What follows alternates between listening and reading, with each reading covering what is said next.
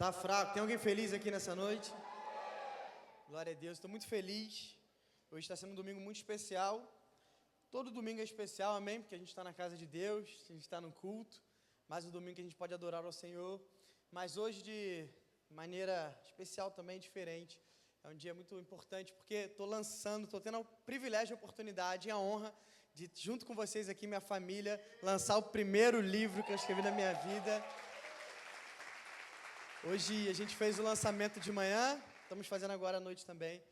E é bem especial mesmo porque, de fato, a gente falou aqui de manhã, eu nunca falei, quero escrever um livro, eu tenho essa pretensão. Não, realmente nasceu de algo que eu vivi na minha própria vida, do meu próprio testemunho, e nasceu esse livro. Eu tenho certeza que vai te abençoar muito. O nome desse livro é A Tríade do Ser, se eu não me engano, tem arte aí no telão, a gente botou de manhã, se puder botar aí.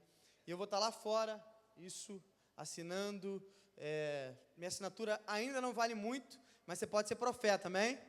Vai lá, pega a assinatura, vai que daqui a alguns anos está valendo alguma coisa, e aí você guarda. Mas, de verdade, esse livro eu falo um pouco sobre o corpo, a alma e o espírito.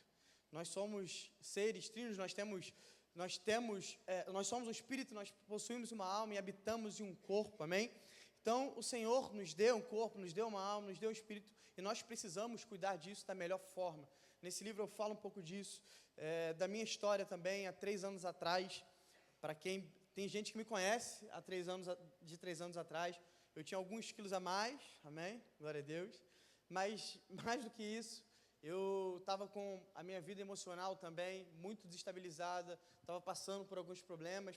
Poucas pessoas sabem, minha esposa, alguns amigos muito próximos. Eu até cheguei a cogitar sair do ministério algumas vezes, pensei que não era para mim, e ali bastante confuso, bem triste, bem mal. Eu comecei um processo na minha vida, um processo que nós trilhamos, eu junto com a minha esposa. E a verdade é que nesse processo em que eu me reencontrei, que eu melhorei, eu não venci ele no jejum, não venci ele na oração também, nem subi no monte, por mais que eu acredite nisso tudo, amém? Eu acredito no jejum, no poder da oração, mas o que eu tinha especificamente, eu precisava cuidar de mim. Eu venci isso começando a praticar exercícios físicos, me alimentando melhor, me cuidando. Então, muitas vezes a gente está passando por coisas que a gente às vezes espiritualiza demais. Quem estava há 2 domingos atrás, eu falei sobre batalha espiritual aqui. Quem estava aqui nesse domingo? Então, eu falei sobre isso. Eu falei que existe batalha espiritual, é fato, mas também não adianta, por exemplo, a pessoa fumar a vida toda, com 70 anos, ela ter câncer de pulmão e falar que Satanás está contra ela, furioso, né? Fumou a vida toda, ela está colhendo as decisões que ela plantou na vida toda. Então, nesse livro eu falo um pouco sobre isso, é uma leitura bem leve, falando como a gente honra a Deus com o nosso corpo, cuidando do nosso corpo, como a gente honra a Deus cuidando da nossa alma também, das nossas emoções. Na pregação eu vou falar um pouco sobre isso tudo, sobre como a gente cuida do nosso espírito também. E no final do livro, tem 21 dias de devocional também. No final do livro, eu lanço um desafio, não vou falar aqui, vou deixar você comprar para você saber, mas eu lanço um desafio de 21 dias de devocional, onde você vai praticar ali esse desafio e vai ter 21 dias para você estudar a palavra de Deus. Então é um livro que, além de ser muito bom para você, também é um livro bem evangelístico. Se você quiser dar de presente, hoje algumas pessoas de manhã compraram, falaram, eu tenho um amigo meu que gosta de praticar esporte, que gosta de saúde, gosta dessa área, eu vou dar para ele, e é uma forma de evangelizar. Vai que 21 dias de devocional, Deus pega ele, amém? Eu creio que nós vamos ouvir muitos testemunhos de pessoas que foram salvas também, que tiveram um encontro com Deus através desse livro.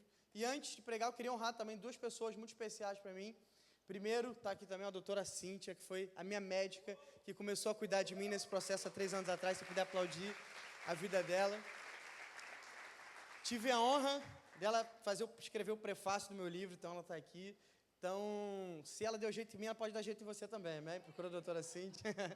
Queria honrar também meu pastor Alci, que me ajudou muito a conseguir que esse livro saísse do papel. Eu tinha esse sonho, tinha esse projeto, mas ele me conectou, não só conectou com as pessoas certas, mas me impulsionou também para que isso acontecesse, para que o dia de hoje também tivesse acontecido. Então eu queria que você pudesse honrar também a vida dele. Ele falou que livro não se dá de presente, mas eu vou ter que dar esse livro de presente para ele, depois eu te dou um autógrafo no final do culto. Glória a Deus. Quem está com expectativa para ouvir uma palavra de Deus aqui? Então o pastor se falou, não dá livro de presente, porque quando ganha de presente não dá, não valoriza. Então, se vir me pedir de presente, não vou dar, amém? Só dei para Dona Maria, que Dona Maria merece, né? Porque veio de muito longe. Tá certo, dona Maria. Posso salva de palmas para a dona Maria, que veio lá de Niterói também servir com a gente hoje. De São Gonçalo, mas longe ainda. Santa Luzia, quem conhece Santa Luzia aqui? É longe, irmão, você pode ter certeza que é longe. Veio, já serviu em Niterói de manhã, né? E veio para a Zona Sul hoje à noite servir, ela está no gás. Abre comigo aí, 1 Coríntios, capítulo 6, vamos ler a partir do versículo 19.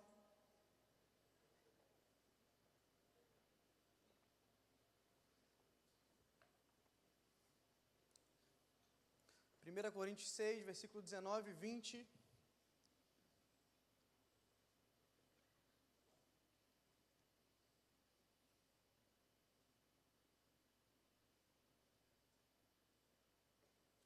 Quem achou diz amém? Quem vai no telão diz glória a Deus. Acaso não sabem que o corpo de vocês é santuário do Espírito Santo que habita em vocês, que lhes foi dado por Deus e que vocês não são de si mesmos? Vocês foram comprados por alto preço. Portanto, glorifiquem a Deus com o seu corpo. Quem pode dizer um amém por isso aqui? Sabe, eu quero nessa noite falar um pouco também, tem a ver com o tema desse livro, com um pouco do que a gente fala nesse livro. Mas durante séculos, a humanidade ela vive uma tensão quando o assunto é relacionado ao corpo. A gente vai parar para estudar a história, a filosofia, pensamentos, e a gente vai ver que sempre teve muitos extremos relacionados a isso. A gente vai ter o extremo da vaidade, o extremo de uma valorização desequilibrada do corpo, uma adoração ao corpo, uma adoração à estética, até chega a níveis de realmente desequilibrados, a gente sabe disso. Mas de outro lado também, principalmente nós que talvez você está um tempo na igreja, o completo desequilíbrio, por outro lado também, do abandono do corpo, da negligência do corpo, da negligência das coisas naturais, para focar apenas no espírito. E, claro, focar no espírito é importante, na verdade, é a coisa mais importante que nós fazemos, precisa continuar sendo a mais importante, mas nós continuamos tendo um corpo, amém? Nós continuamos tendo carne, nós continuamos sendo seres naturais, que precisam de cuidados naturais também. E esse desequilíbrio não nasceu agora, mas como eu falei, ele vem de anos e anos, com pensamentos diferentes, principalmente na antiguidade clássica, com um filósofo chamado Platão. Alguém aqui conhece Platão? Quem não levantou a mão não foi para a escola, né? Mas Platão é um filósofo bem conhecido, e Platão tinha um pensamento que era sobre a dualidade do ser, né? Platão ali, como ele não era um homem de Deus, assim como eu e você, Platão não falava das coisas do espírito, mas Platão dividia o ser humano entre corpo e alma. E a alma, Platão, é como se fosse o nosso espírito, bem resumidamente falando. E para Platão, o corpo era um inimigo do homem. Era como se a nossa alma tivesse o tempo todo tentando ser salvo, tentando transcender, tentando encontrar um lugar superior, mas o nosso corpo está o tempo todo fazendo o contrário, porque o nosso corpo tem desejos, o nosso corpo é fraco, o nosso corpo tem desejos pecaminosos. Então, Platão ele tinha esse pensamento de que o homem está numa constante guerra entre corpo e alma, entre a transcendência e o mundo natural. E depois de Platão, veio outros pensadores também, chegou até a ter o pensamento gnóstico, que invadiu também a história da igreja, entrou dentro da igreja, que era um pensamento que descartava completamente o corpo. O ideal era alcançar o mundo espiritual, alcançar a salvação, mas para isso o corpo era completamente descartado. E isso também é fruto de uma interpretação errada, muitas vezes, das Escrituras. Quando a gente lê textos que, se a gente interpretar de forma equivocada, pode basear isso, como, por exemplo, quando a Bíblia vai dizer que a carne é fraca. Quem conhece esse texto aqui? Existem textos que, se a gente interpretar eles de forma, talvez, precipitada ou desequilibrada, a gente vai para um lado extremo, mas que não é o que a Bíblia está falando. Então, esses homens ensinavam que o corpo era descartável. E, infelizmente, esse pensamento contaminou por anos o pensamento da igreja evangélica, da igreja cristã, do cristianismo. A salvação era vista como uma libertação da matéria. A gente pensava, cara, eu quero ser salvo o mais rápido possível, eu quero ir para o céu o mais rápido possível para eu sair logo desse corpo, porque esse corpo deseja coisas que eu não quero, porque esse corpo é fraco, porque esse corpo quer pecar. Mas a Bíblia, o tempo todo, ela está indo em outra direção. Porque se a gente parar no começo da história, em Gênesis 1, quando Deus cria o homem, Deus cria Adão, Deus cria um corpo. Amém? Deus cria Adão, a Bíblia vai falar que ele pega o pó da terra, ele vai juntar ali, ele vai formar um corpo. Mais do que isso, nós servimos a um Deus que se fez carne. Talvez nós somos a única religião, ou uma das únicas, que acredita que um Deus se encarnou e tomou forma de homem, tomou forma humana. Você sabe o que é isso? Deus, todo-poderoso, cheio de glória no céu, decidiu se encarnar, veio na terra como um bebê, totalmente vulnerável, que precisou de cuidados, um corpo humano que sentia dor, que sentia limitações, que ficava enfermo. Jesus, o nosso Deus, teve uma carne, teve um corpo igual ao nosso. E mais do que isso, a Bíblia vai dizer que nos últimos dias o Senhor vai redimir o nosso corpo. Nós receberemos um corpo glorificado, amém? Não existe, você não vai virar, não sei se você sabe, mas você não vai virar um fantasminha e vai para o céu um fantasminha. Não, o Senhor vai redimir o seu corpo, você vai receber um corpo glorificado. Por isso que eu estou malhando para eu ficar no shape no céu, vai ficar eternamente com o mesmo shape. Estou brincando. Mas o corpo não vai ser descartado, irmão. O corpo vai ser glorificado, mas o corpo vai ser redimido. Ou seja, o Senhor não criou o nosso corpo para ser descartado, para ser, não. Ele criou o nosso corpo para a gente zelar por ele, para cuidar, para glorificar a Deus com o nosso corpo. O corpo, ele não é um erro, mas ele é a partir. Inclusive, a Bíblia vai dizer que o Senhor nos criou a imagem e semelhança dele. O nosso corpo é perfeito, a imagem de Deus, amém?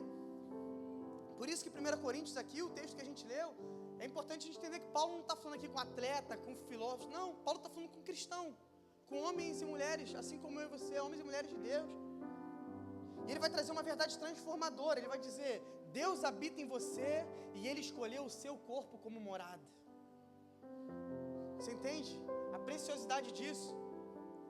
A Bíblia vai dizer que no Velho Testamento, Deus habitava em tabernáculos, Deus habitava em templos, Deus habitava em templos feitos por mãos humanas, mas agora Ele decidiu habitar dentro de mim e de você. O mesmo Espírito que ressuscitou Jesus dos mortos habita dentro de mim e de você, homens fracos, falhos. Se você parar para estudar o Velho Testamento, a forma como Deus manifestava a presença dele no tabernáculo, era toda uma burocracia para ter um acesso à presença de Deus.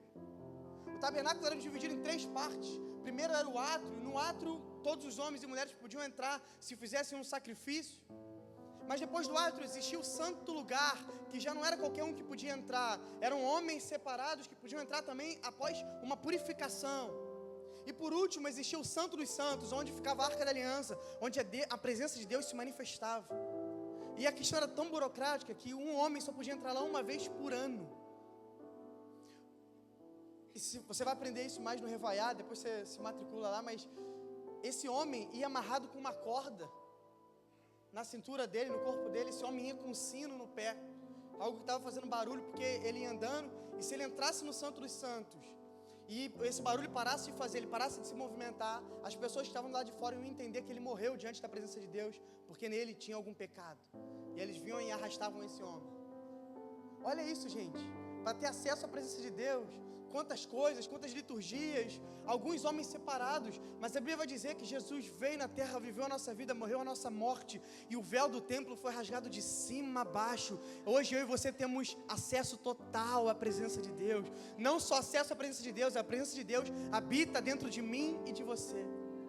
Então a primeira coisa que Paulo está falando aqui, vocês têm que entender que o seu corpo não é qualquer coisa, o seu corpo é a habitação de Deus.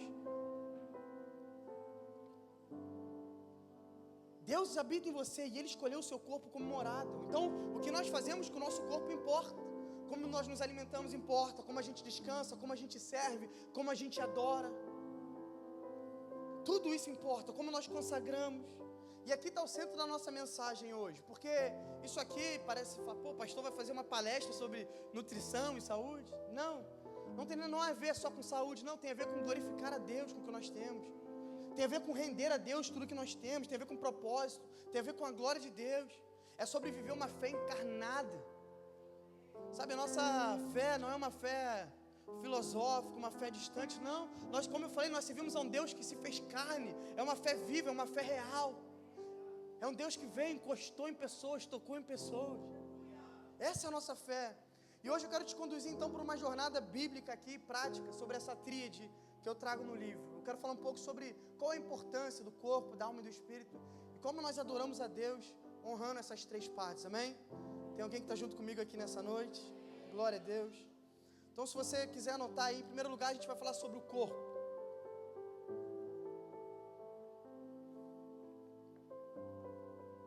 E a primeira coisa que nós precisamos entender, e é um dos capítulos desse livro também, é que o nosso corpo, ele é um templo, amém? Nosso corpo não é o nosso inimigo. O nosso corpo é um templo onde Deus habita.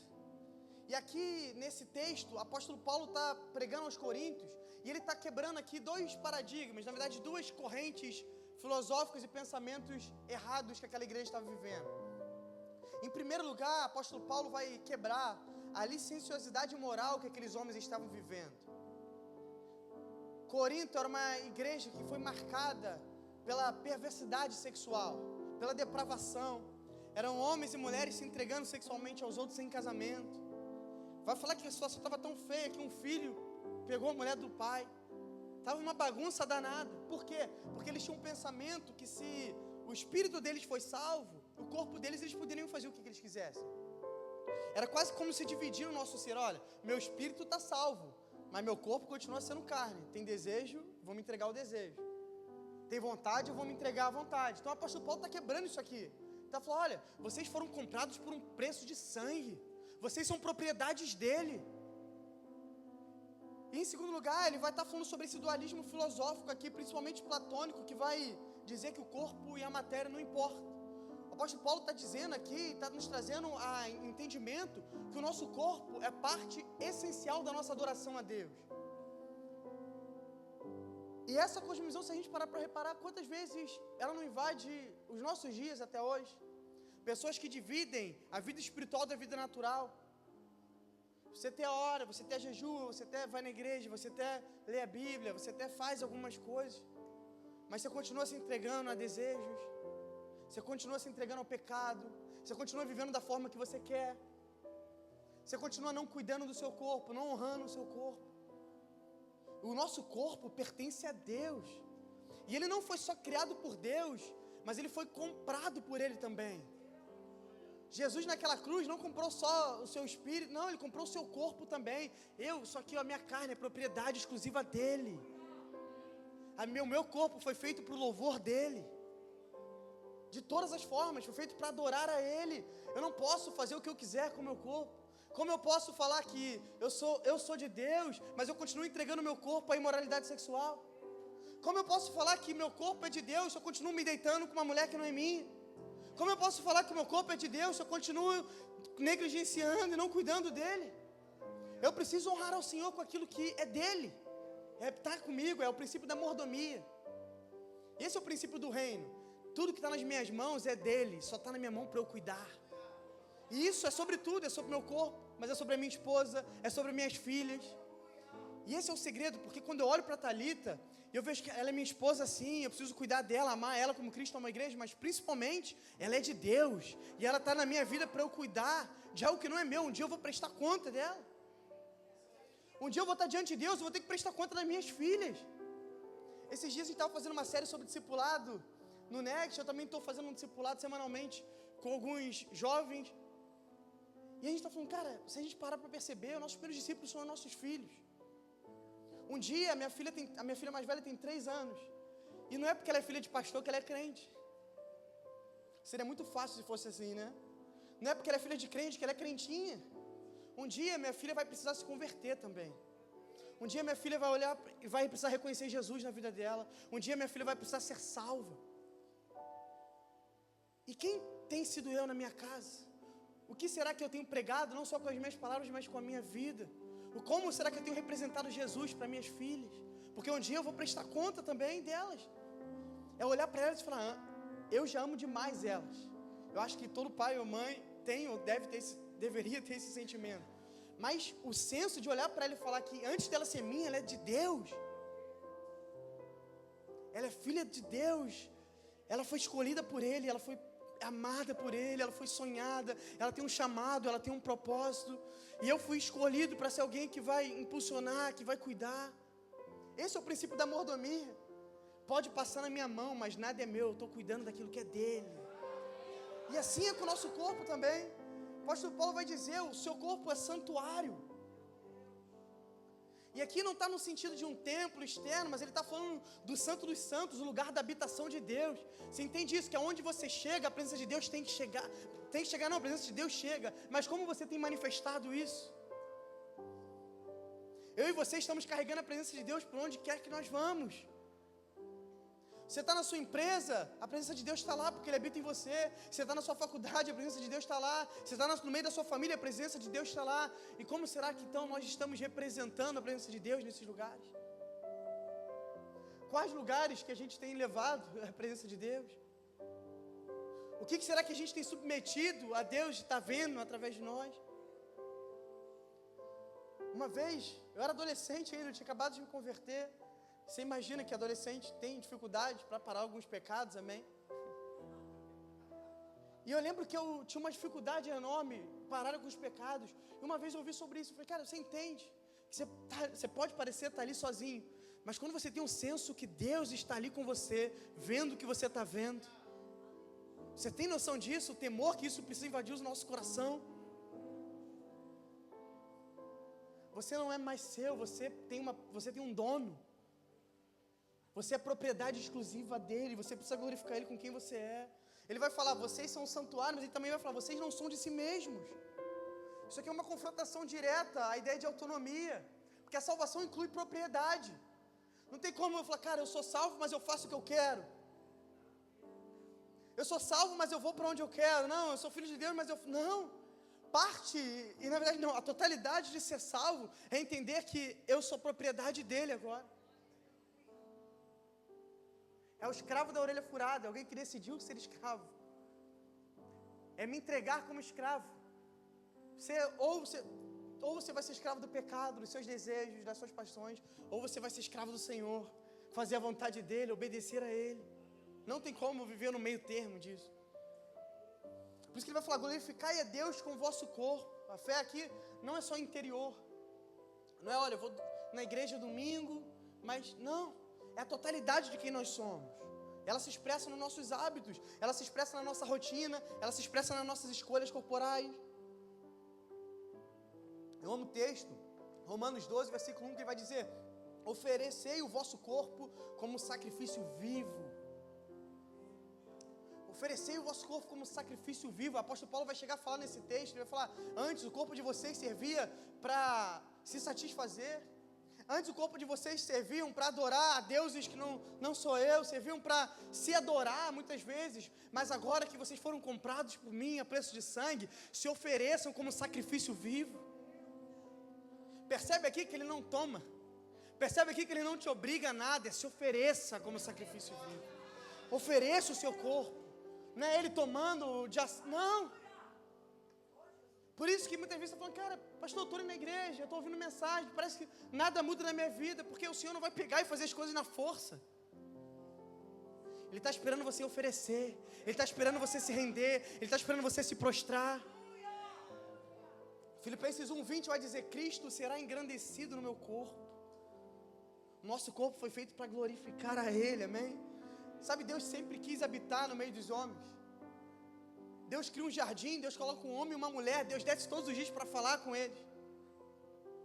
Aí você conhece a história, Adão e Eva vacilam, saem ali da presença de Deus e a gente vai ler o Velho Testamento todo, tabernáculo, templo, o tempo todo Deus tentando habitar no meio do povo. Até que Jesus veio, um sacrifício perfeito, que nos salvou e agora Ele não habita mais só entre nós, mas Ele habita dentro de nós. Você não precisa vir mais para um templo para adorar a Deus. Você não precisa mais ir para não, você pode adorar a Deus no seu carro, dentro de casa, em qualquer lugar, porque onde você está ali, Ele está, porque Ele habita em você. E aí, entendendo isso, fica algumas perguntas reflexivas. Como será que você tem tratado o lugar que Deus escolheu habitar? Se Deus decidiu habitar em mim e em você, se o seu corpo, o meu corpo é a habitação de Deus, como eu tenho cuidado dele?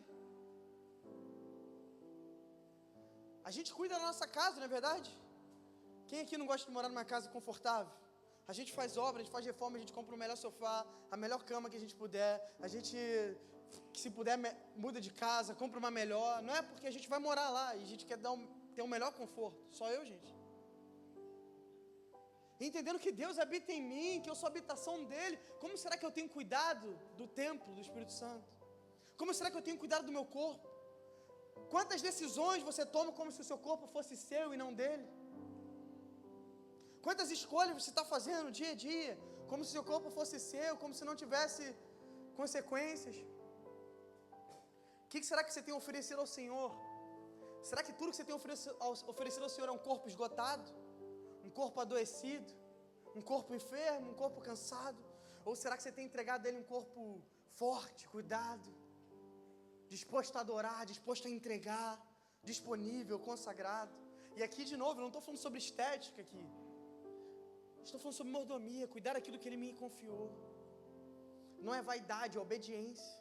Não é sobre um culto ao corpo, não, é sobre prestar um culto com o meu corpo. Esses dias lá no Next também eu preguei sobre adoração. E eu falei, como importa também a nossa postura diante da adoração ao Senhor? Por que a gente se ajoelha? Por que a gente levanta a mão? Por que a gente se prostra? Tudo isso tem um sentido, a gente não faz isso à toa.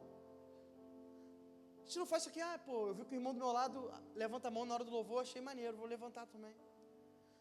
Quer se ajoelhar fica bonitinho na foto, vou me ajoelhar também. Não é sobre isso, tudo tem um significado. Eu estou botando meu corpo, se você for lá em Israel, agora, você vai lá no Muro das Lamentações, você vai ver os judeus orando, e eles estão orando assim, se mexendo, o tempo todo. Quem aqui já foi em Israel? Eu ainda não fui, mas vou um dia, amém? Mas me falaram isso.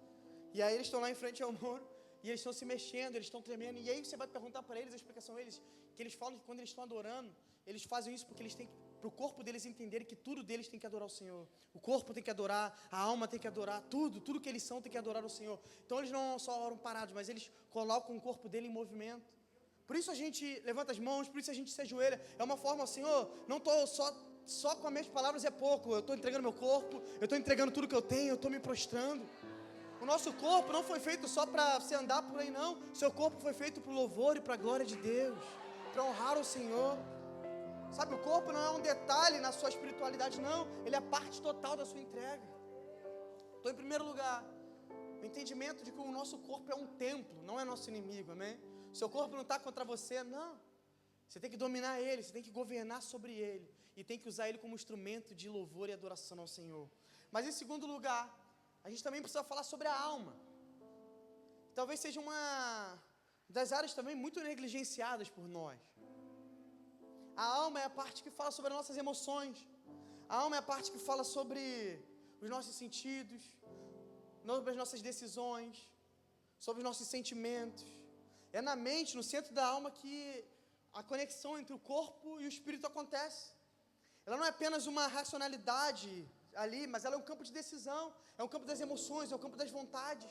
Em hebraico vai ser a palavra nepesh, que é a alma como essência da vida. Em grego é psique, que aponta para a mente como sede de querer e de sentir. A mente então é o campo onde decide quem vai governar, porque o tempo todo a nossa carne está gritando, o pecado grita. Então quando a gente fala carne é fraca, ele está falando sobre nossos desejos, sobre o pecado. A carne o tempo todo quer fazer a vontade dela. Em contrapartida, o Espírito Santo de Deus está o tempo todo também querendo, olha, você precisa se render, você precisa se prostrar. Mas é na alma que nós decidimos para quem nós vamos nos prostrar. É na alma que nós decidimos em cima de quem nós vamos viver, se vai ser em cima da carne ou em cima do Espírito. É na alma que nós decidimos. A mente escolhe quem ela vai ouvir. O tempo todo, a carne, quando você acorda amanhã, a carne vai pedir uma coisa, o Espírito vai pedir outra. Eles são conflitantes entre si. Você está dirigindo, um abençoado vem e fecha teu carro. Dá vontade de você abrir a janela e gritar, te amo, não é? Está vendo o jogo do seu time? Eu vivi isso, quinta-feira no Maracanã, o centroavante do meu time, só Jesus na vida dele. Dá vontade de falar, te amo, você é muito bom, craque. O tempo todo a nossa carne, nosso espírito estão duelando. O tempo todo elas estão brigando entre si, é a nossa alma, é as nossas emoções, é a nossa decisão ali. Quem que a gente vai ouvir? Quem que a gente está parando para ouvir mais? E a gente precisa entender que a mente também, isso é um ponto que muitas vezes nós como cristãos negligenciamos falar sobre isso, porque parece ser um sinal de fraqueza, que é sobre a importância de cuidar da nossa mente, cuidar das nossas emoções, porque a mente também adoece. E você pode ser um crente maduro, Você pode ser uma mulher, um homem de Deus maduro. E você pode sofrer perdas emocionais. Você pode estar passando por um luto que talvez seja difícil para você. Você pode... Quem aqui nunca passou por um problema na vida? Eu pedi para você vir orar por mim, porque eu estou passando toda semana. A gente passa por dificuldades, a gente passa por problemas. A gente passa por dias mais difíceis. Tem vezes que a nossa alma está cansada, está abatida. Tem irmãos nossos e a gente precisa entender. E às vezes chega uma pessoa e fala, pô, pastor, eu estou sofrendo com depressão. E às vezes a gente fala, não, vamos orar, vamos expulsar. E não é assim. Muitas vezes é, amém? Eu entendo que também tem espiritual. Mas quantas vezes a pessoa precisa ser cuidada, ouvida, fazer terapia. Precisa cuidar da sua alma, cuidar das suas emoções. Precisa buscar ajuda. E às vezes a gente acha que buscar ajuda nessa área é demonstrar uma fraqueza. Pô, como é que o pastor vai me ouvir? Falar que eu estou com problema com isso. Não sou crente. Não sou homem e mulher de Deus. Homem e mulher de Deus também adoece mentalmente. A gente também tem dias difíceis. O último estudo saiu que 40% dos pastores do Brasil já tiveram, estão tendo ou estão a ponto de ter um burnout.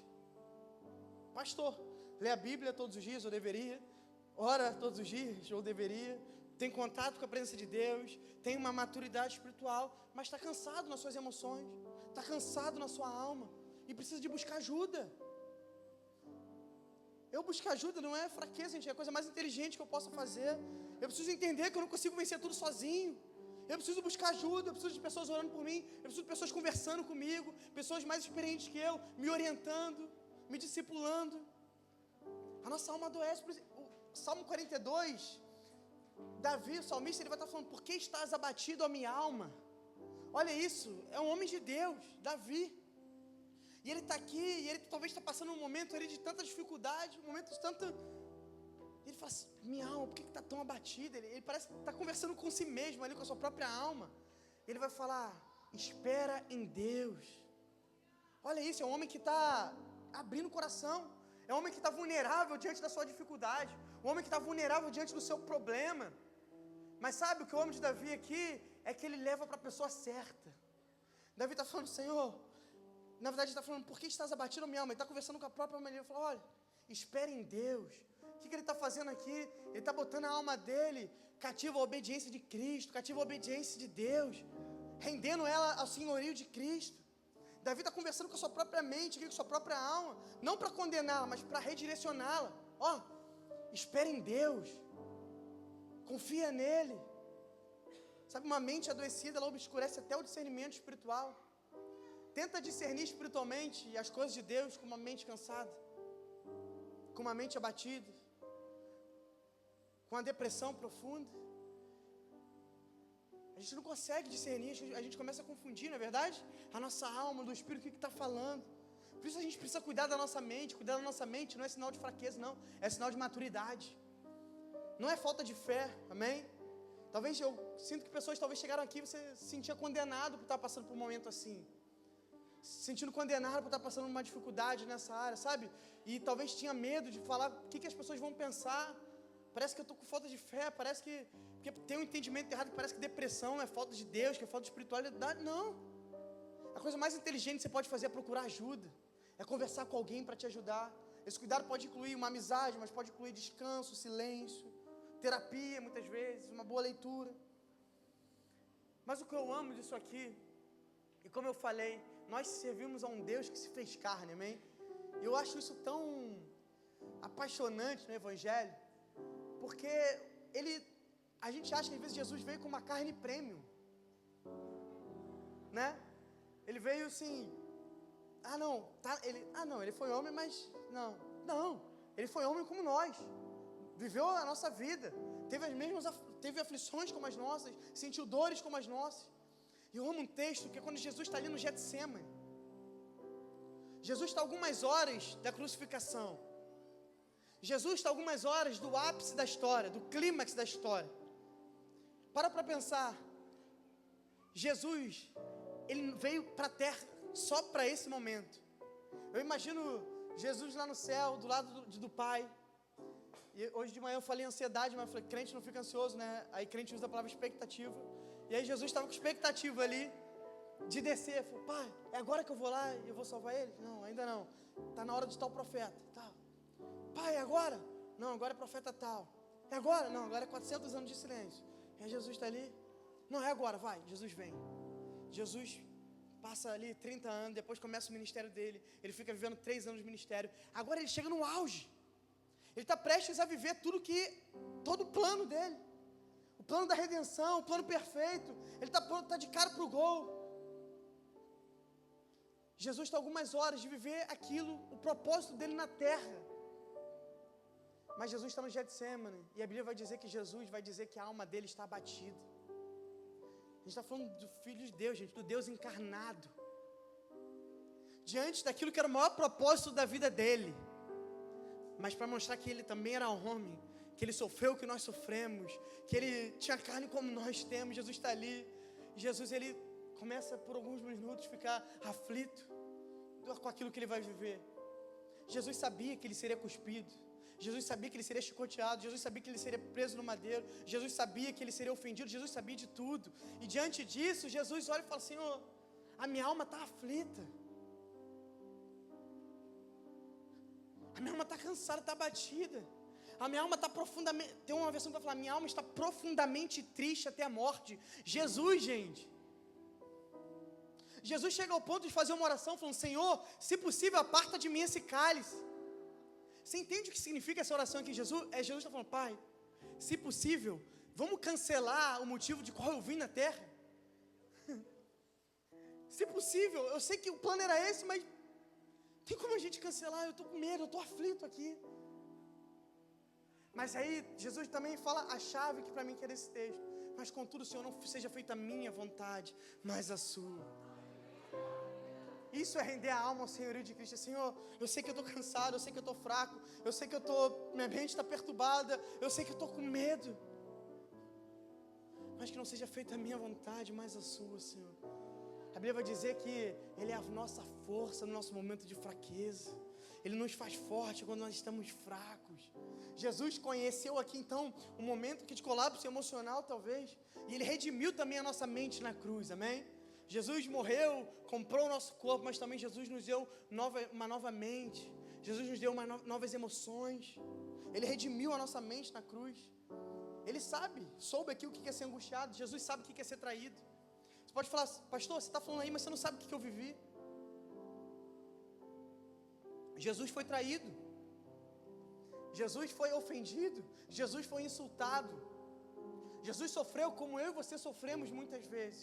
Jesus teve a sua mente abatida, a sua alma abatida. Mas Jesus entendeu, Senhor, não seja feita a minha vontade, mas a sua. Opera a sua obra em mim. Que seja independente de mim, independente da minha fraqueza aqui, que seja feita a sua vontade. Isso aqui é equilíbrio, isso é domínio. Dallas Willard vai dizer que a alma é onde Deus sussurra, mas também é onde o inferno grita. Quem você ouve define quem você será. Olha isso, o tempo todo a alma, Deus está sussurrando nela, a voz do Espírito está sussurrando, mas em contrapartida o inferno também está gritando. E aí a alma é onde nós vamos decidir quem nós vamos ouvir. O que você tem ouvido? Será que você tem ouvido o que as pessoas dizem ao seu respeito? Será que você tem ouvido o que o mundo diz ao seu respeito? Ou será que você tem ouvido o que a palavra de Deus diz sobre você? Que você é escolhido, perdoado, amado, desejado, que você foi sonhado por Deus, que antes de você entrar no ventre da sua mãe, Ele já te desenhou, Ele já te projetou, Ele já sonhou por cada dia da sua vida. Essas são as verdades de Deus para a sua vida. É sobre isso que nós precisamos nos apegar. Então, em primeiro lugar, nós devemos cuidar do nosso corpo. Segundo, da nossa mente, da nossa alma, das nossas emoções. Mas em terceiro e último lugar, a Bíblia também vai falar sobre o nosso espírito. E o espírito é a voz que nós precisamos ouvir. Gálatas 5:25. A Bíblia vai dizer que se nós vivemos pelo espírito, andemos também no espírito. E viver no espírito é mais do que sentir. Viver no espírito é escolher. Viver no espírito é decidir. E sabe o que é viver? Viver é viver, é todos os dias. Assim como eu vivo com a Thalita, assim como eu vivo com as minhas filhas, viver no espírito não tem a ver com o momento. Não tem a ver com vir num culto, sentir o arrepio e ir embora e nada mais acontecer.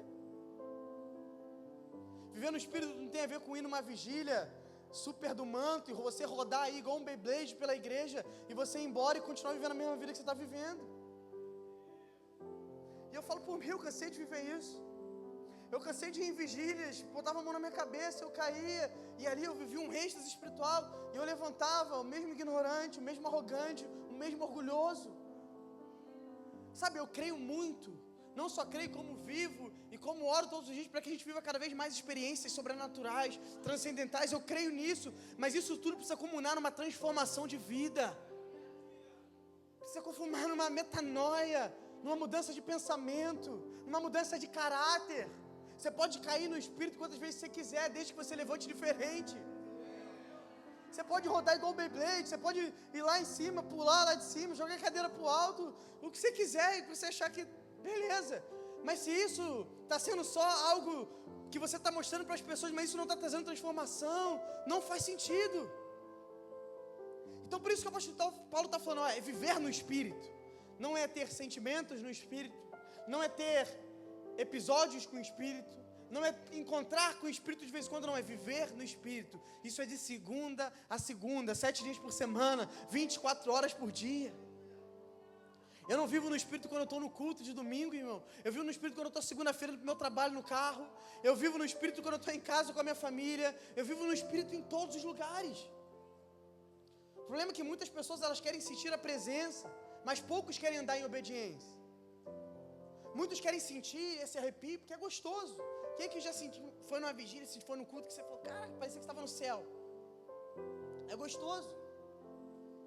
Jesus uma vez, ele sobe no monte, ele leva Pedro, João ali, ele leva os mais próximos. A Bíblia vai dizer que aparece Moisés e Elias no monte.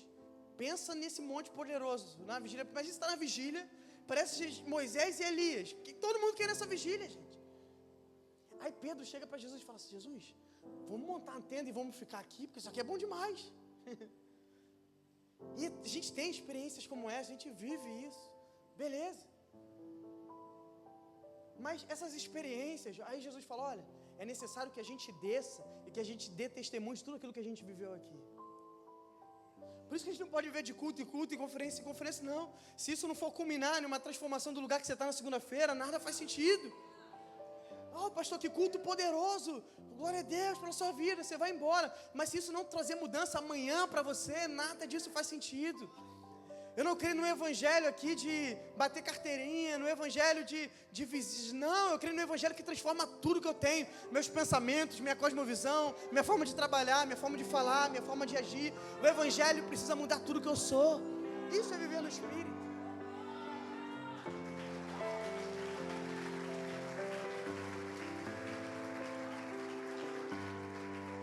Sabe, o avivamento que começa no altar aqui, ele precisa continuar na segunda-feira. Ele precisa continuar na terça-feira, na quarta. O Espírito Santo de Deus não é só poder. Poder é muito bom, eu amo também. Mas principalmente o Espírito Santo de Deus, ele é governo. Ele governa a nossa vida, ele direciona. Experimenta colocar sua vida nas mãos dele para ver se ele não vai dar direção. De que porta entrar, de que porta fechar. Se a gente parar aqui para ouvir quantos testemunhos, tem pessoas que ouviram a voz do Senhor, do Espírito, para empreender, para abrir negócios, para viajar, para se mudar, e viram Deus fazendo na vida, não é verdade? Às vezes você fez coisas que até os homens falam, cara, não abre esse negócio não faz sentido nenhum, a economia não está legal, não. E aí, mas você fala, cara, Deus está falando comigo, você obedeceu e deu certo, não é verdade? Porque não tem nada a ver com ouvir as vozes das pessoas que, não, tem a ver com ouvir a voz do Espírito Santo de Deus. E se você parar para ouvir, ele está o tempo todo falando, ele está o tempo todo direcionando. Eu já tive experiências das mais simples às mais profundas, de dias que eu estava dirigindo, e eu sentindo, cara, não vai por esse caminho, que era o caminho mais óbvio, mais rápido. Quem já teve experiência, eu quase que dei uma volta na cidade para chegar ao meu destino. Depois eu vi notícia que teve um acidente grave no lugar onde eu ia passar. Quantas vezes eu já vivi histórias como essa? O Espírito Santo de Deus, ele não fala só coisas, não, ele fala sobre o básico no seu dia a dia. Como fazer, que decisão tomar, como agir. O Espírito Santo de Deus é governo na nossa vida. Mas sabe, uma coisa sobre viver, uma verdade sobre viver no Espírito que nós precisamos tomar cuidado também, é não confundir uma espiritualidade com ativismo espiritual. Porque tem muita gente que está achando que está vivendo espiritualidade, quando na verdade está vivendo um ativismo. Você está vindo, você chega 2 horas mais cedo do culto, você vem, serve, glória a Deus, isso é muito bom. Mas se isso não estiver baseado, não tiver alicerçado no lugar certo, que é um lugar de intimidade, de comunhão com o Senhor, não faz sentido. Eu falei algo de manhã aqui, que eu falei até que eu podia tomar um puxão de orelha. Pastor, você pode puxar minha orelha também, depois que eu falar isso aqui. Mas a verdade é que a gente não está esperando aqui a sua mão de obra. Eu falei isso aqui de manhã, eu falei que se o seu servir não está sendo fruto de um relacionamento com Deus, se você não está transbordando as pessoas, pode entregar seu crachá. A gente, se não tiver, não tem gente na recepção, pastor, eu vou lá, entrego balinha, depois venho aqui, está tudo tranquilo. A gente não está interessado com o que você pode produzir para a gente. Que a gente está interessado aqui em servir sim, ser voluntário sim, mas que isso seja fruto da nossa intimidade com Deus. Que eu venha transbordar aqui o que eu estou recebendo em secreto. Mas muitas vezes, e eu lido muito com isso, às vezes a gente vê jovens assim, que estão de segunda a segunda na igreja, e a gente pode olhar e que bonito, mas às vezes ela está disfarçando algo, está disfarçando uma falta de intimidade com Deus em casa. Porque ela não consegue fazer o que Mateus 6 diz, que é fecha a porta do seu quarto e ora em secreto, e ela precisa estar o tempo todo na igreja, porque aqui tem louvor, porque aqui tem palavra, porque aqui conversa com coisas de Deus, porque aqui ela não vai pecar, e aqui ela está o tempo todo. Mas quando na verdade isso é legal, você pode vir para a igreja, você pode servir, mas em primeiro lugar, a coisa mais importante não pode ser negligenciada. Fechar a porta do seu quarto, buscar o seu pai em secreto, buscar intimidade com ele, buscar ouvir a ele. Senão a gente vai estar vivendo um ativismo disfarçado de espiritualidade. Uau, olha como é que ele serve tanto. Eu confesso, eu já vivi estações na minha vida que a minha pregação era fruto de ativismo. Quantas vezes? Gente, vamos racionalizar um pouco as coisas. Se eu aprender uma boa oratória, se eu for uma pessoa boa estudada, eu posso vir aqui sem intimidade nenhuma com Deus, fazer uma pregação que você fala, uau, o pastor prega muito. Se eu pedir um tecladinho assim, olha, parece até que unção. É muito fácil às vezes a gente maquiar uma falta de intimidade com o talento, com a falsa oratória. Mas um dia eu subi aqui e o que eu estiver liberando aqui não for fruto de uma intimidade, não faz sentido. Eu não posso vir aqui transbordar sobre você daquilo que eu não estou sendo cheio, daquilo que eu não estou recebendo em secreto. Eu não posso entrar no ativismo e fazer para Deus, fazer para Deus, fazer para Deus. E aí você está cansado. Não. Eu primeiro, antes de fazer algo para Deus, Deus me chama para estar com Ele.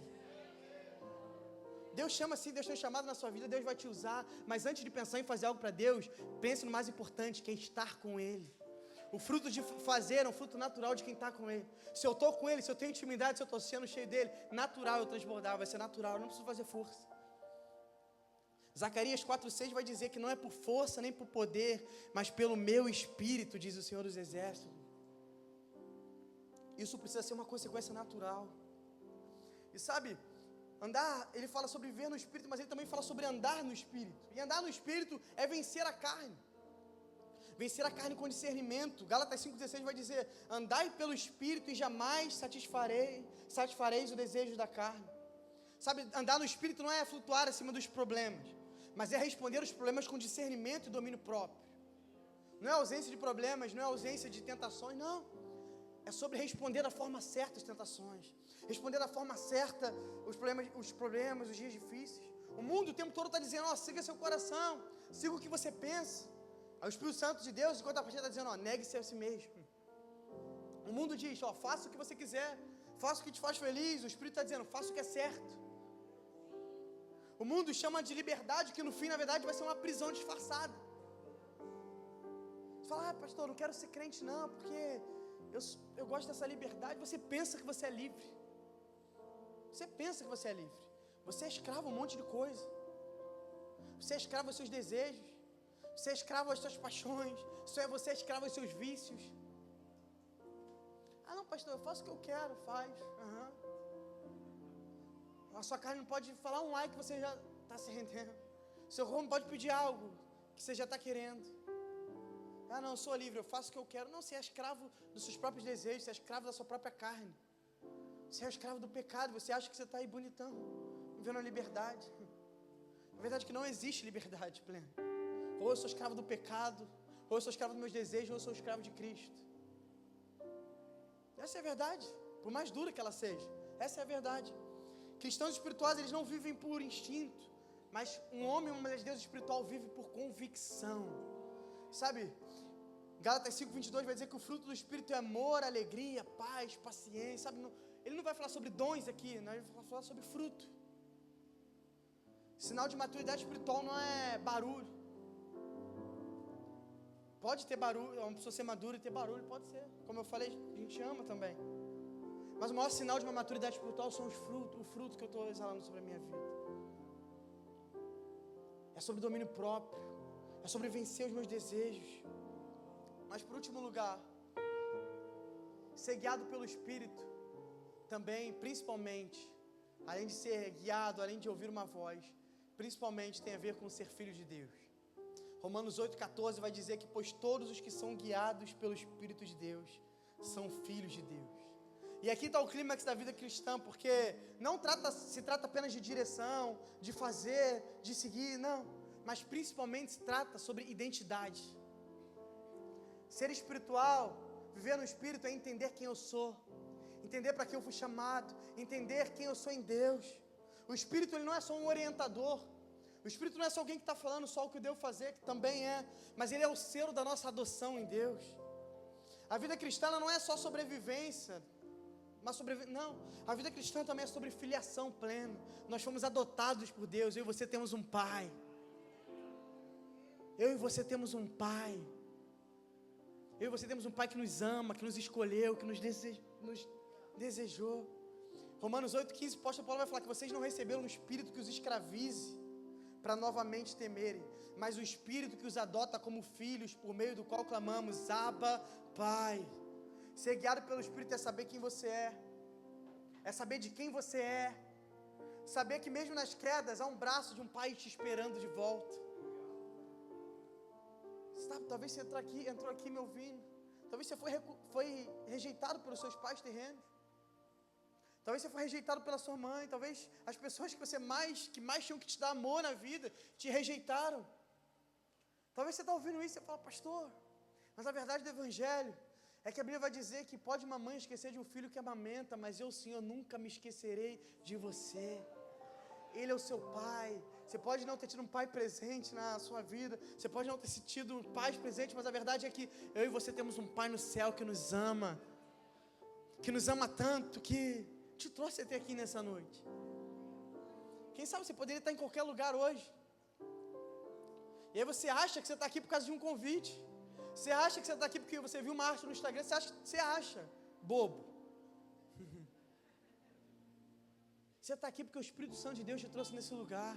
E se Ele te trouxe é porque Ele te ama. Se Ele te trouxe é porque Ele tem um chamado na sua vida. Se Ele te trouxe é porque Ele quer mudar a sua vida para sempre.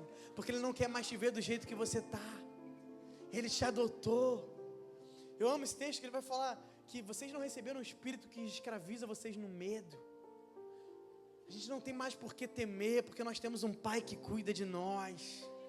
Eu não preciso mais temer, eu não preciso mais ter medo, porque eu tenho um pai que cuida de cada área da minha vida. Você pensa que você se preocupa com a sua vida? Tem uma boa notícia, você tem um pai que se preocupa 10 vezes mais. A Bíblia vai dizer que Ele cuida, Ele alimenta os pássaros, Ele faz as plantas crescerem, Ele cuida de cada coisa. Quanto mais Ele não vai cuidar dos seus filhos.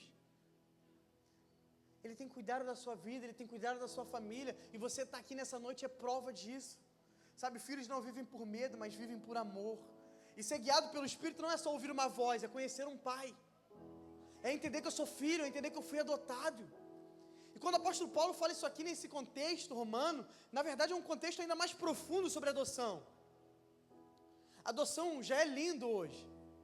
Adoção é um pai e uma mãe que escolheram uma criança, adotaram. Mas nesse contexto romano, então, não sei se você sabe, mas um pai, quando ele tinha um filho, ele tinha até, se não me engano, 1 semana ou 2 semanas para decidir se ele queria ficar com aquele filho ou não. Biológico mesmo. Nascia o filho, ele olhava assim, ó, acho que esse aqui não vai vingar não, vai ser fraquinho, não vai conseguir ser guerreiro. Aquele pai podia rejeitar aquele filho. Mas num dia que alguém escolhesse um filho também, que foi rejeitado, quando você decidiu adotar, era uma decisão que era irrevogável. Depois de adotar, era eternamente, aquela criança era seu filho. Ou seja, quando ele está falando de o apóstolo Paulo está falando aqui para os romanos sobre adoção, ele está falando de adoção no contexto de uma escolha plena. Um homem não decidia adotar uma criança de qualquer, não. Ele pensou, ele escolheu, ele desejou aquela criança e falou, cara, você é meu. E ele adotou, e não é uma adoção que pode ser revogada, não. É uma adoção que dura para sempre. Você pode ter tido um pai que talvez te abandonou no meio do caminho, mas a boa notícia é que você tem um pai no céu que te adotou. E não te adotou temporariamente, mas te adotou eternamente. Ele te amou, Ele te resgatou, Ele te salvou. E você pode ter chegado aqui achando que a vida com Deus talvez seja apenas uma questão de crença. Talvez você chegou aqui até hoje, você acreditava que você precisava só vir na igreja e estava tudo certo. Era só acreditar e estava tudo certo. Era só ser evangélico e estava tudo certo. Mas a verdade é que ser evangélico não muda a vida de ninguém. Ser evangélico não muda as realidades que estão à nossa volta. A gente falou sobre isso aqui nesse dia de batalha espiritual. Eu tenho falado bastante sobre isso também no Next, nesse tema de discipulado. O mundo não precisa de mais um evangélico. O mundo precisa de mais discípulos de Deus. Precisa de mais de filhos de Deus. Evangélico, só para entrar no censo do IBGE. O último estudo, os evangélicos hoje são quase 40% do Brasil. Os evangélicos hoje, os evangélicos com católicos, se a gente considerar os cristãos, são mais de 80% do Brasil. E aí todo dia no Brasil abre um CNPJ de uma igreja evangélica. E esse poderia dizer, uau, glória a Deus, mas a gente continua sendo um país que lidera o ranking de corrupção. A gente continua sendo um país que lidera o ranking de tudo que é de ruim que você pode imaginar. E a gente fala que está vivendo um avivamento, que as igrejas estão lotadas. Que avivamento, irmão? Que avivamento é esse? Avivamento de encher a igreja, Não, glória a Deus, tem gente sendo salva, amém. Mas avivamento é quando a igreja escorre dessas 4 paredes e começa a alcançar quem está lá fora, começa a transformar a realidade da política, da educação, do governo. E isso, evangélico não faz isso, irmão. Evangélico que vem domingo, quem faz isso é discípulo, é filho de Deus, é gente posicionada, é gente que está no trabalho, eu não vou me prostrar ao sistema, eu não vou me render ao sistema, eu estou aqui para ser diferente. Pode ser mais fácil me render no sistema, não, mas eu estou aqui para ser uma voz de Deus para essa geração, eu estou aqui para ser um propulsor de avivamento, é nisso que eu acredito. Então talvez você chegou aqui e achava que estava tudo certo. Pastor, eu estou indo no culto, eu estou ouvindo uma mensagem, não é só isso, não, o Senhor tem muito mais para você. O Senhor está contando com você para mudar toda uma geração. O Senhor está contando com você para mudar a história da tua família, da tua casa. O Senhor está contando com você para mudar a história do teu bairro. O Senhor está contando com você para transformar o Brasil. Chega de vir, pastor, venho, recebo e vou embora. Não, o Senhor está te chamando para ser um propulsor de avivamento, um canal de Deus para onde você for. Isso tem a ver com se entregar por completo. Entregar tudo que eu sou, não só pela metade. Então talvez você entrou aqui nessa noite e fala, pastor, eu até já entreguei algumas áreas da minha vida para Deus. Hoje é a noite que o Senhor te trouxe aqui falando, chega de entregar pela metade. Chega de me entregar até onde é conveniente. Chega de me entregar até onde você quer. Hoje é tudo ou nada. Hoje é tudo ou nada. Está na hora de, como a gente falou, né, é se alistar ao exército de Deus. Se alistar a esse exército. Muitas vezes vai significar perdas, muitas vezes vai significar renúncias, na verdade todas as vezes. Mas não existe nada mais gratificante do que servir a esse rei. Não existe nada mais gratificante do que servir a esse exército. Não existe nada mais gratificante do que ser um canal de Deus na vida das pessoas. Não sei se você já teve a oportunidade de pregar para alguém, essa pessoa ser salva. Esses dias um amigo de longa data, ele me mandou uma mensagem. A gente estava um tempo sem falar, a gente é amigo, acho que há 15 anos. Nos últimos anos, a nossa vida tomou rumos diferentes. E ele me mandou uma mensagem, do nada, numa sexta-feira de manhã. Ele falou, fala, amor, beleza? Fala, mano. Tô te mandando mensagem para te agradecer, mano. Eu falei, agradecer por quê, cara? Ele, olha, há 6 anos atrás, no seu casamento, eu tive a primeira experiência com o Espírito Santo de Deus. Ele falou, mas eu não entendia direito o que acontecia, mas eu continuei te acompanhando aqui pelo Instagram, tô vendo sua vida. Eu tô te mandando mensagem para dizer que amanhã eu vou me batizar na igreja. Ele falou, eu queria muito que você me batizasse, mas já em São Paulo, a logística está distante, mas eu só queria que você soubesse disso, que você for um instrumento. Cara, eu ganhei meu dia, ele ganhei meu ano. Se poder ser usado por Deus para alcançar pessoas, para transformar pessoas. Sábado passado, a gente estava lá na comunidade, no Morro da Providência, a gente viu o traficante dando a boca de fumo aceitando Jesus. criança chorando, entregando vida para Jesus. Não tem nada mais gratificante do que isso. Não tem nada mais gratificante e glorioso do que viver para Jesus. Nada. E hoje o Espírito está te mostrando que a vida cristã é muito mais do que vir no culto. É uma forma de viver, é um chamado à plenitude, é um convite a uma transformação integral. E a pergunta que ecoa hoje não é se você é cristão, evangélico, não. Mas a pergunta é, será que você está vivendo de verdade ou você está sobrevivendo? Será que, pastor, estou indo, estou levando, minha vida está indo, os trancos e barrancos? Ou será que você está vivendo plenamente tudo que Deus tem para você? Muitos estão frequentando a igreja, mas estão vivendo cansados, exaustos. Muitos estão orando com os lábios, mas o coração está longe. Muitos estão proclamando liberdade, mas estão vivendo escravizados por hábitos, por práticas. Sabe, Cristo não morreu para que você sobreviva, mas Ele morreu para que você viva de verdade. João 10, versículo 10, eu vim para que tenham vida e tenham vida em abundância. Sabe, boa notícia, irmão, para você nessa noite. É que o Senhor tem uma vida plena para você. Você não é mais órfão, você tem um Pai que te ama. Sabe, a maior prova que Deus te ama e te quer de verdade, que você vive essa vida, é que Ele te chamou de filho. Ele podia chamar de servo, de filho. Talvez Ele está aqui, a ilustração que Ele nos coloca diante dEle, talvez seja a ilustração de maior amor que alguém pode ter para um outro ser humano. Eu posso amar muito vocês. Eu posso amar muito o Igor, por exemplo, que é meu amigo, mas eu nunca entraria na frente de um carro para salvar a vida dele, tem que ser honesto. Mas se você pergunta se eu entraria na frente de um carro para salvar a Maria e a Olivia, eu não pensaria 2 vezes. Não é verdade? Eu vou ser hipócrita aqui? Não. Gente, quando a nossa vida em jogo, gente... Agora, minha filha, esses dias eu brinquei isso, eu sou a pessoa mais nojenta que você pode conhecer. Se beber na garrafa eu não bebo mais, no copo eu não bebo, se encostar no meu garfo eu não como, sou meio nojento. Aí esses dias minha filha estava doente, estava assim meio... A Maria, eu enfiei a boca no nariz dela, puxei catarro, engoli catarro dela. Eu nunca imaginei fazer isso na minha vida. Mas minha filha, eu nem fiz conta. Depois eu fiquei pensando, que doideira, mano, que eu fiz. Mas pelo bem-estar da minha filha ali, porque eu amo ela, porque eu queria ver ela bem, eu fui lá e nem foi racional. O amor de um pai para o filho é um amor quase que irracional. Não faz conta, não faz medida. E é esse amor que o pai está colocando aqui, ó. Você é meu filho, você é minha filha. Esse amor sem medidas é um amor que entregou o próprio filho para morrer no nosso lugar. Eu não entregaria minha filha por ninguém aqui, mas Ele entregou o próprio filho para morrer por mim e por você. Eu e você somos filhos de Deus. Sabe, a vida plena é uma decisão. Decisão de romper com o comodismo. Decisão de cuidar da alma sem medo. Decisão de oferecer o nosso corpo como sacrifício vivo. Mas principalmente uma decisão de deixar ser guiado pelo Espírito e viver como filho. E hoje o Espírito Santo está chamando algumas pessoas aqui nessa noite. Está chamando para reorganizar toda a sua vida. Para reorganizar suas prioridades.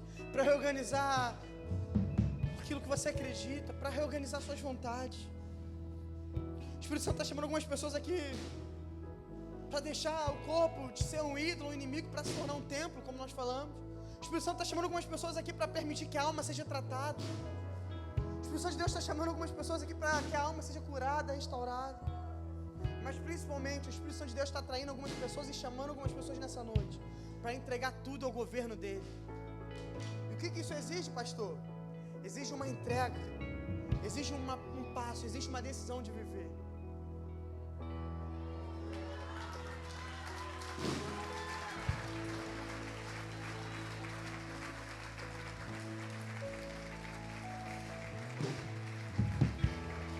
Você sabe nessa noite que o Senhor está falando com você. Então, vamos fazer diferente nessa noite. Aproveitando a deixa desse homem que já decidiu aqui. Eu sei que você está aí no seu lugar e você fala, pastor, eu preciso tomar essa decisão nessa noite. Eu estava afastado, eu estava desviado dos caminhos do Senhor. Eu queria pedir para todo mundo ficar de pé. Eu estava perdido, eu estava afastado. Eu estava longe do meu propósito, do meu chamado. Assim como esse homem, eu quero decidir nessa noite viver uma vida nova. Eu quero você sair correndo do seu lugar agora e vir aqui na frente e eu quero orar por você. Já existe o primeiro aqui, mas eu sei que existem muitas pessoas que estão aqui nessa noite. E você sabe que você precisa mudar a sua vida. Você sabe que você precisa de uma transformação. Você sabe que você precisa viver algo novo. O Senhor está te chamando nessa noite. Não deixe para amanhã, não deixe para a semana que vem. Essa é noite de decisão. Sabe, eu não creio em acaso, eu não creio em coincidência, não. O que está acontecendo aqui nessa noite, hoje não vai ser nada emocional. Hoje é uma decisão racional, falando, pastor, eu ouvi essa palavra, eu sei que essa palavra foi para mim. Eu reconheço que Jesus é meu único e suficiente Salvador. Eu reconheço que sem Ele eu não sou nada. Eu estou cansado, eu estou fraco, eu estou abatido. Eu preciso de uma nova vida, eu preciso de esperança. Sai correndo do seu lugar agora e vem aqui na frente, eu quero orar por você. Isso, sai do seu lugar, o seu pai está te chamando nessa noite. Você que está aí fala, pastor, sou eu. E sabe, essa decisão aqui, como nós falamos, não é sobre se tornar evangélico. Pastor, você está me chamando para virar evangélico? Não, irmão. Ser evangélico não muda a vida de ninguém. Ser católico não muda a vida de ninguém. Ser espírita não muda a vida de ninguém. Esquece a religião. Isso aqui é sobre se tornar um filho de Deus, se tornar um discípulo de Deus, alguém que Ele vai usar. Fala, pastor, eu quero me render a esse amor hoje. Eu quero me render a essa graça. Eu quero me render ao meu chamado. Pessoas que estavam frias, que estavam longe, que estavam com o chamado apagado. Sabe, eu sinto pessoas que foram feridas pela religião, feridas por pastores evangélicos também. O Senhor está te chamando nessa noite, sabe? Aí, Jesus não tem nada a ver com o que fizeram com você, irmão. Homens podem ter errado com você, mas Jesus não tem nada a ver com isso. E Ele está te chamando nessa noite, falando, filho, eu ainda tenho um chamado para você, eu ainda tenho um propósito na sua vida. Eu queria que todo mundo fechasse os olhos agora. Nós vamos cantar uma canção, mas se você está aí e fala, pastor, sou eu. Sai correndo do seu lugar e vem aqui na frente que eu quero orar por você. Essa é a noite de decisão. Nós vamos cantar essa canção e talvez o seu coração vai começar a queimar aí. Você vai começar a sentir algo diferente, sabe? Isso é o Espírito Santo de Deus te marcando, dizendo que Ele tem um chamado para a sua vida, Ele tem um propósito na sua vida. Não, chega de fugir do seu chamado, irmão. Chega de fugir do que Deus tem para você. Isso, sai do seu lugar, glória a Deus. Glória a Deus, tem mais gente vindo aqui, isso. Ainda era tempo, irmão, seu pai está te chamando nessa noite.